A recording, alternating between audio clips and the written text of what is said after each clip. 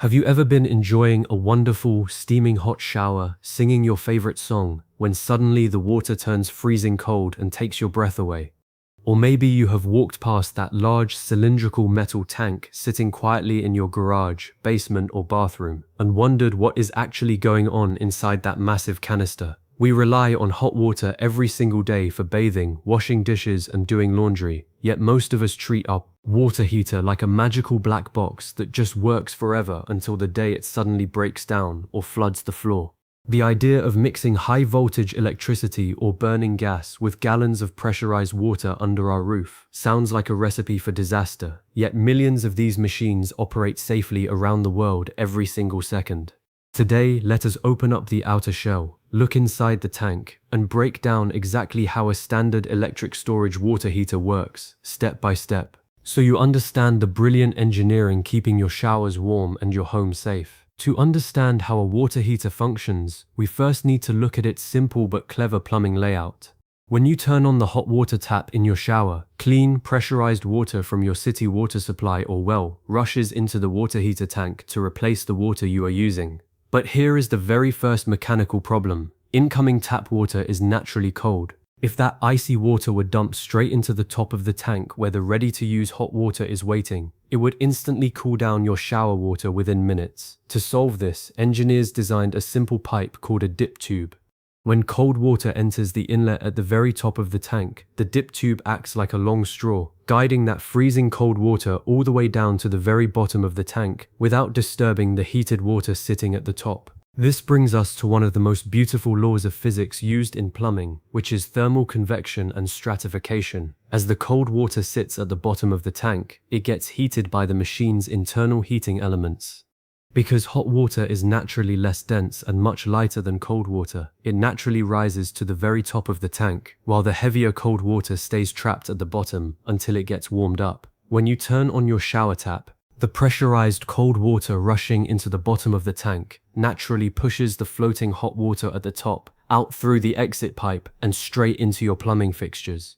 Because of this natural separation, you get a steady stream of consistently hot water until the tank is almost entirely depleted of its stored heat. So, how does the machine actually heat that water so efficiently without electrocuting anyone?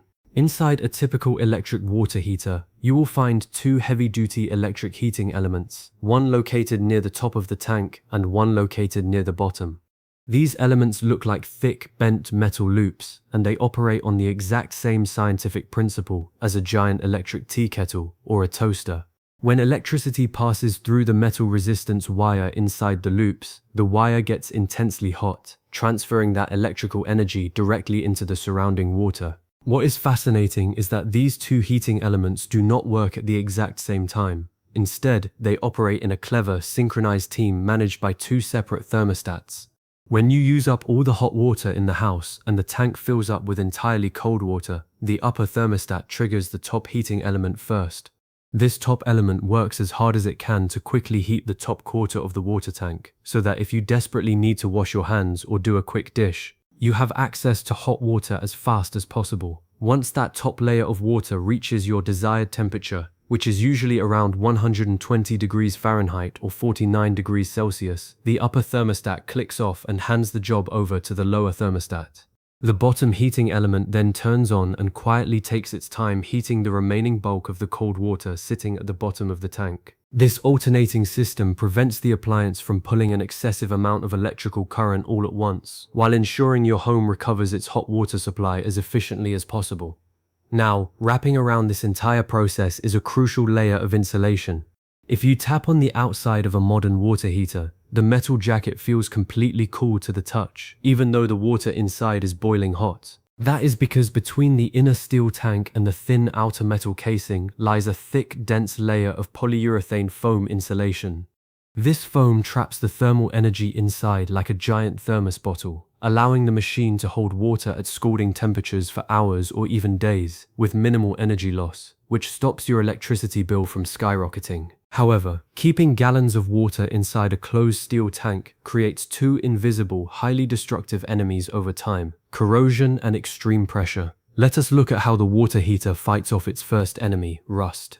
Basic chemistry tells us that steel, oxygen, and heated water are guaranteed to create rust, which would normally eat through a metal tank in just a few short years. To prevent your water heater from turning into a rusty strainer, manufacturers install a brilliant hidden component called the sacrificial anode rod. This is a long metal rod made of magnesium, aluminum, or zinc that hangs down into the center of the water.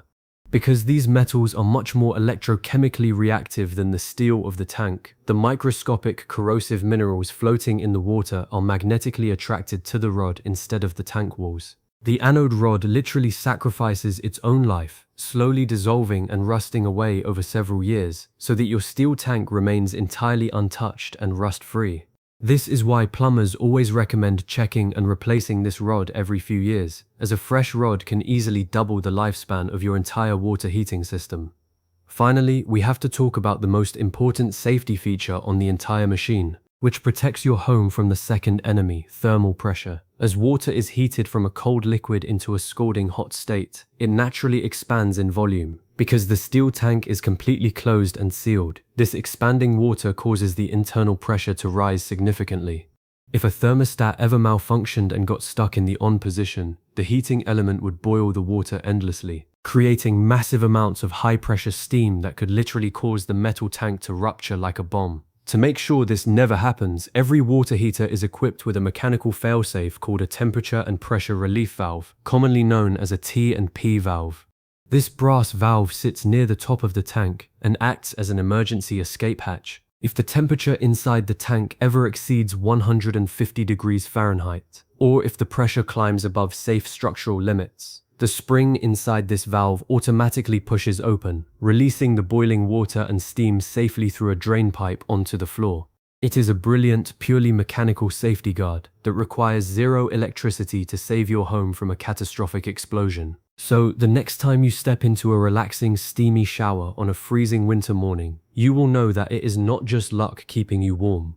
It is a brilliantly coordinated system of dip tubes, thermal convection layers, alternating electric heating elements, sacrificial metal rods, and emergency pressure valves, working silently together to deliver safe, clean comfort directly to your fingertips. Understanding how your home appliances function is the absolute best way to catch small plumbing issues before they turn into expensive, damaging disasters.